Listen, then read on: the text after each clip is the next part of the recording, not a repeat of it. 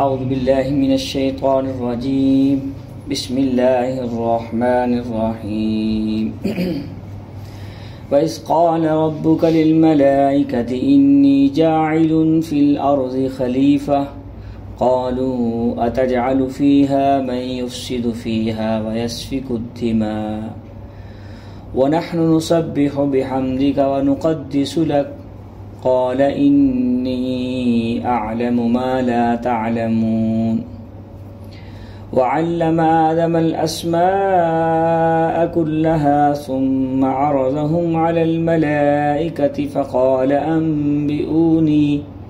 فقال أنبئوني بأسماء هؤلاء إن كنتم صادقين قالوا سبحانك لا علم لنا إلا ما علمتنا إنك أنت العليم الحكيم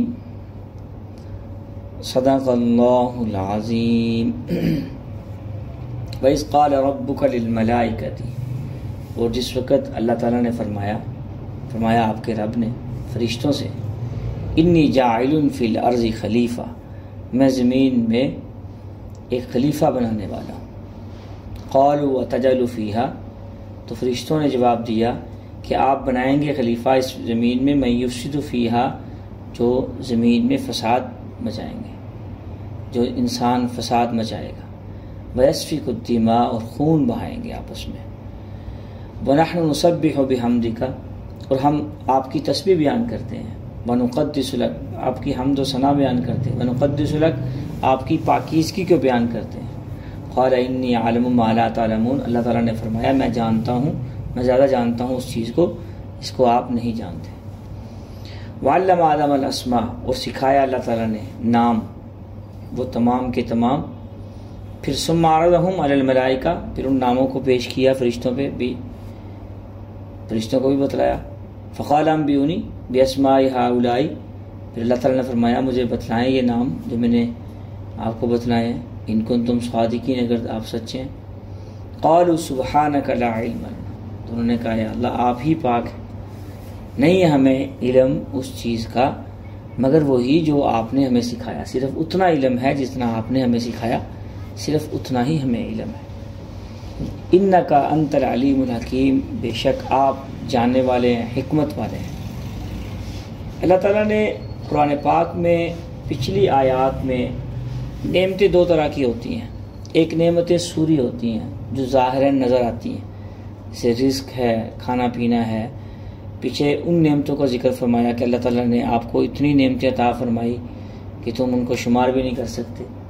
بعض نعمتیں معنوی ہوتی ہیں، جیسے عزت کا مل جانا، یہ نظر آنے والی چیز نہیں ہے، لیکن ایک عزت یہ ایک معنوی چیز ہے، حسی چیز ہے، محسوس ہوتی ہے.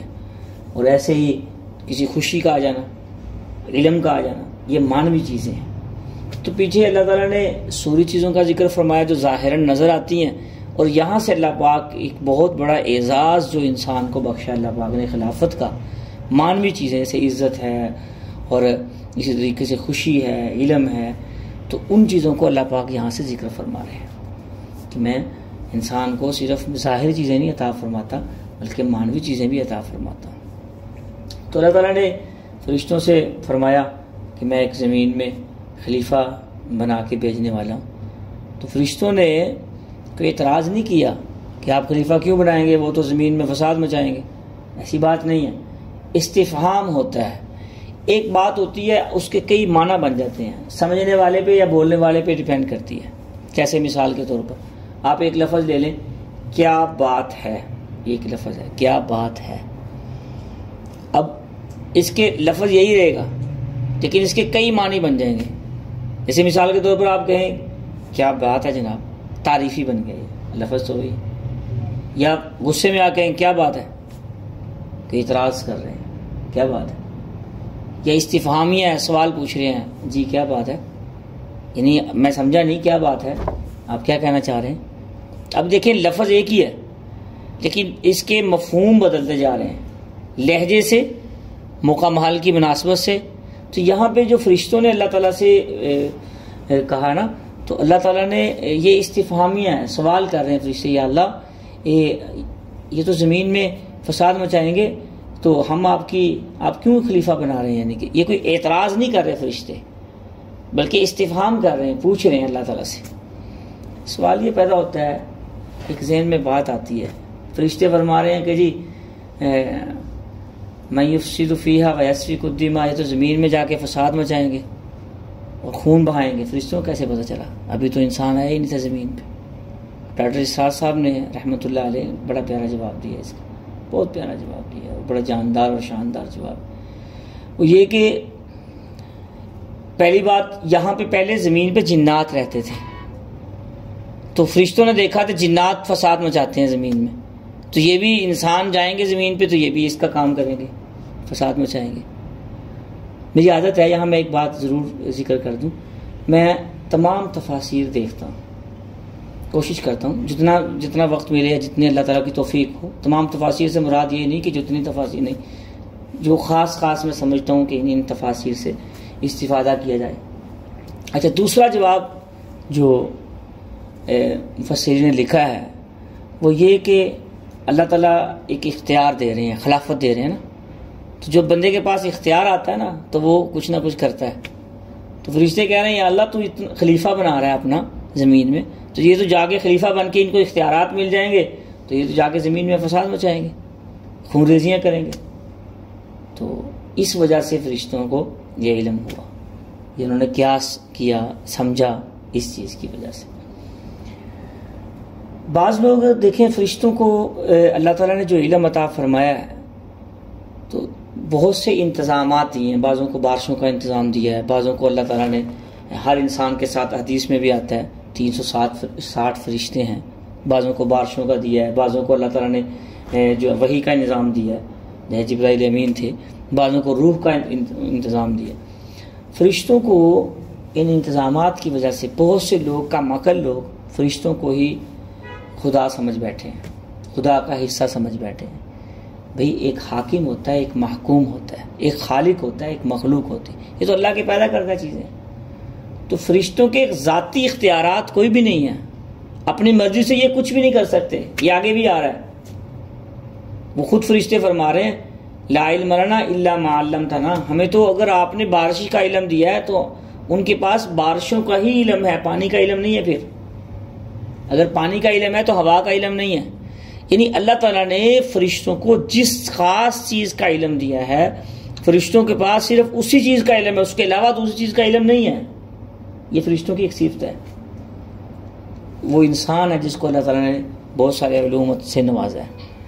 تو فرشتوں کے بارے میں یہ عقیدہ رکھنا کہ فرشتوں سے ہمارے کام بنیں گے، یا فرشتے کچھ خود مختار ہیں، یا اللہ کا معاذ اللہ حصہ ہیں، یا اللہ تعالیٰ کے، دیکھیں قاصد جو ہوتا ہے نا، قاصد، وہ قاصد ہی رہتا ہے، وہ مالک نہیں بن جاتا۔ تو یہ تو اللہ تعالیٰ کے محکوم ہے، جہاں جہاں پہ جس فرشتے کو معصوم ہے لگایا ہوا، وہ اپنی پابندی کے ساتھ اپنے کام کر رہے ہیں۔ تو یہ باتیں علم میں ہونی چاہیے۔ تو فرشتوں کو خدا سمجھنا یا ان کے کچھ اختیارات ذاتی سمجھنا، کسی کا کوئی ذاتی اختیار نہیں ہے، چاہے نبی ہے، چاہے ولی ہے، چاہے کتب ہے، چاہے ابدال ہے، چاہے کوئی مفسر اور محدث ہے، کچھ بھی ہے۔ مخلوق اور خالق میں آسمان زمین کا نہیں، اس کا کوئی اندازہ ہی نہیں ہے، اس کے لیے الفاظ ہی نہیں ہے کہ ان میں یہ فرق ہے، ان میں یہ فرق ہے۔ یہ تو سمجھانے کے لیے، عقل میں بات ڈالنے کے لیے بات کہتے ہیں کہ بھئی ان کا کوئی مقابلہ ہی نہیں ہے۔ وہ خالق ہے، وہ پیدا کرنے والا ہے، اس کا کسی سے کیا مقابلہ۔ اللہ تعالیٰ کو کسی چیز کے ساتھ تشبیہ دینا سمجھانے کے لیے بھی ٹھیک نہیں ہے۔ بس اتنی بات ہو کہ وہ رب ہے، ہمارا خالق ہے، ہمارا مالک ہے، اس کا کسی سے کوئی مقابلہ نہیں، اس کی کسی سے کوئی مثال نہیں، وہ مثالوں سے بھی پاک ہے۔ جب ہم یہ سمجھیں گے تو اللہ تعالیٰ کو ہم کسی کے مقابلے میں نہیں لے کے آئیں گے۔ جب مقابلے میں نہیں لے کے آئیں گے تو رب بھی ہے، تو پھر اللہ تعالیٰ کی ذات۔ اچھا، اللہ تعالیٰ نے یہ جو فرمایا ہے کہ میں انسان کو خلیفہ بنا کے بھیج رہا ہوں، تو اختیارات بھی دیے کہ نہیں دیے؟ خلافت کے اختیارات دیے نا۔ اب جو تو اللہ تعالیٰ کے اس خلافت کے اختیارات کو صحیح استعمال کر رہا ہے وہ خلیفہ ہے، جو صحیح استعمال نہیں کر رہا وہ خلیفہ نہیں ہے، وہ نکل گیا خلافت سے، وہ باغی ہے، وہ بغاوت پہ ہے۔ اور جو خلافت کے بعد تو غلطی کے بعد توبہ کر لے وہ بھی آ جاتا ہے دوبارہ اس لائن میں۔ تو بھائیو دوستو، کوشش کرنی چاہیے انسان کو کہ اگر کوئی غلطی ہو جائے، کوئی فساد ہو جائے زمین میں، فساد صرف ہاتھ سے نہیں ہوتا، فساد زبان سے بھی ہوتا ہے، فساد بری سوچ سے بھی ہوتا ہے، فساد آنکھ سے بھی ہوتا ہے، فساد دل میں خیانت سے بھی ہوتا ہے، فساد ہاتھ سے بھی ہوتا ہے، اور فساد قلم سے بھی ہوتا ہے۔ کسی بھی طریقے سے جو غلط کام ہو، چاہے وہ مخلوق کو نقصان پہنچائے، چاہے وہ کسی اور کو نقصان، کسی چیز کو بھی نقصان، چاہے اللہ کی بندوں کو نقصان پہنچائے، چاہے اللہ کی پیدا کردہ کسی بھی چیز کو نقصان پہنچائے، وہ فساد ہے۔ یہی نہیں صرف انسانوں کو تنگ کر لینا یہ فساد ہے، کسی جانوروں کو تنگ کرنا یہ بھی فساد ہے زمین میں۔ اب دیکھ لیں کتنے فساد ہم مچائے ہوئے ہیں۔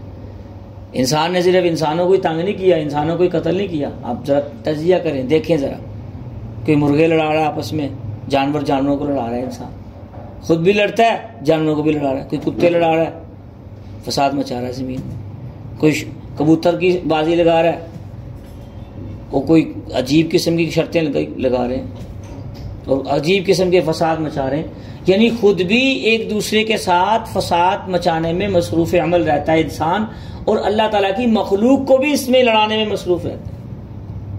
جو صفت اپنے اندر ہے درندگی کی، وہی صفت دوسروں کے اندر بھی پیدا کر کے، ان کو سکھا کے، ان کو پال کے، ان کے لگے رہتا ہے۔ یہ بھی فساد ہے۔ تو فساد صرف انسانوں کا ہی نہیں، اور چیزوں کا بھی ہوتا ہے۔ اگر کوئی انسان کسی جانور کو بھی تنگ کرتا ہے تو رسول اللہ صلی اللہ علیہ وسلم نے اس سے بھی منع فرمایا ہے، اس سے بھی منع فرمایا ہے۔ کبھی کسی کو تنگ نہیں کرنا چاہیے۔